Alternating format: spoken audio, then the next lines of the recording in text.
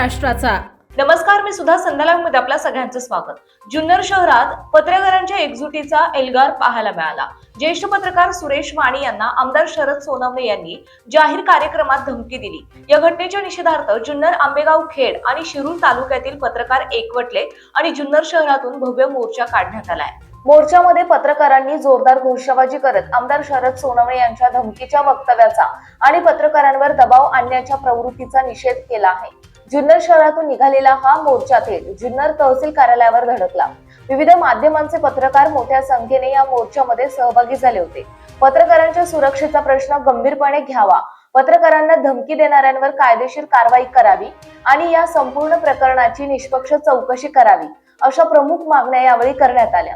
प्रतिनिधी मंगेश पाटे, जुन्नर। ताज्या आणि महत्त्वपूर्ण बातम्या पाहण्यासाठी आजच आमच्या संध्या लाईव्ह न्यूज चॅनलला YouTube वर सबस्क्राईब करा आणि बेल आयकॉन प्रेस करा।